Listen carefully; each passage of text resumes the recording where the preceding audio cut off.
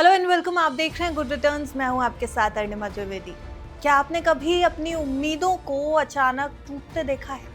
वो कहते हैं ना, एक्सपेक्टेशंस हर्ट।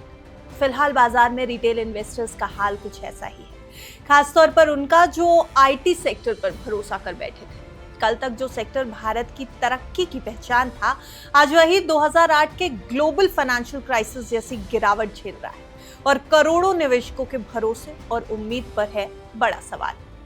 और रिटेल निवेशकों को तो छोड़ दीजिए, इस सेक्टर में इस वक्त ऐसा तूफान है जिसने बड़े बड़े इंस्टीट्यूशंस को हिला कर रख दिया। फरवरी में निफ्टी आईटी इंडेक्स 21% यानी 21% तक टूट गया। 2008 की वैश्विक मंदी के बाद की सबसे बड़ी मंथली गिरावट।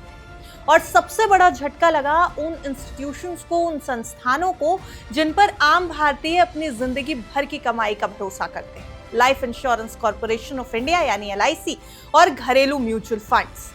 सिर्फ एक महीने में इन दोनों को मिलाकर करीब 1,18,000 करोड़ रुपए का नुकसान हो चुका है।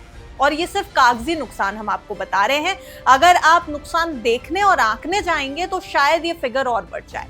जनवरी के अंत तक म्यूचुअल फंड्स के पास टॉप आईटी शेयरों में 3,55,600 करोड़ रुपए का निवेश था।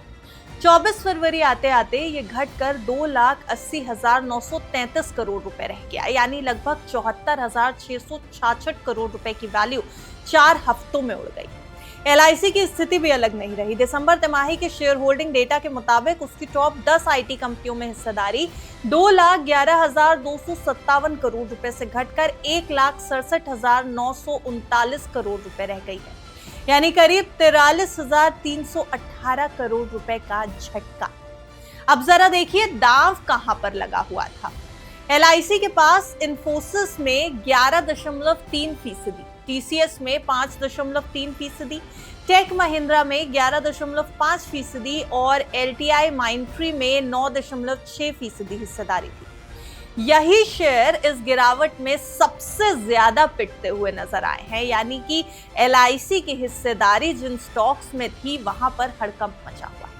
फरवरी का डेटा अगर आप देखेंगे इन स्टॉक्स का, तो इन्फोसिस लगभग 23% टूट चुका है, TCS 18% गिर चुका है, जबकि HCL technologies, persistent systems, Coforge और दूसरे आईटी स्टॉक्स 20% या फिर उससे ज्यादा लुढ़कते दिखाई दिए। लेकिन सवाल है, आखिर इतना बड़ा क्रैश क्यों? देखिए, बाजार में डर है कि artificial intelligence traditional labour arbitrage model को कमजोर कर देगा। 3 दशकों से भारतीय आईटी कंपनियां कम लागत पर बड़ी संख्या में इंजीनियर देकर ग्लोबल क्लाइंट्स को सर्विसेज देती रही। कई बड़ी कंपनियों की 22% से 45% तक की कमाई मैनेज सर्विसेज से आती है। अब जनरेटिव AI कोड लिखने, टेस्टिंग और मेंटेनेंस जैसे काम तेजी से ऑटोमेट कर रहा है, यानी कम लोगों में ज्यादा काम। तो फिर हजारों इंजीनियर्स की जरूरत क्या है? ये सवाल अब लोगों को, कंपनियों को, सबको सता रहा है और खास तौर पर बाजार को सता रहा है। अब आते हैं कुछ एक्सपर्ट ओपिनियंस पर। अल्केमी कैपिटल के फंड मैनेजर आलोक अग्रवाल कहते हैं कि ये समस्या, ये दिक्कत सिर्फ AI नहीं है। पिछले 3, 5 और 10 साल में आईटी सेक्टर की रेवेन्यू ग्रोथ सिंगल डिजिट या फिर मुश्किल से डबल डिजिट रही। सर्विसेज कमोडिटी बन चुकी है, प्राइसिंग पर दबाव है और पश्चिमी बाजार यानी वेस्टर्न मार्केट्स में मांग जो है वो सुस्त है, डिमांड कमजोर। अब AI ऐसे समय आया जब ग्रोथ पहले से ही कमजोर थी। उनका कहना है कि हाई डिविडेंड यील्ड और मजबूत फ्री कैश फ्लो जैसे आंकड़े पिछली कमाई पर आधारित है।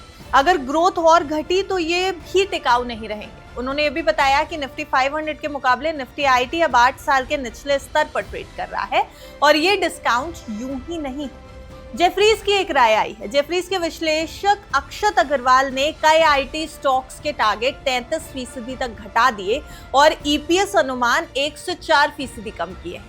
इन्फोसिस, HCL टेक और एम्फेसिस को होल्ड और TCS, LTI माइंट्री और एक्सावेयर को अंडर परफॉर्म की रेटिंग दे दी गई है।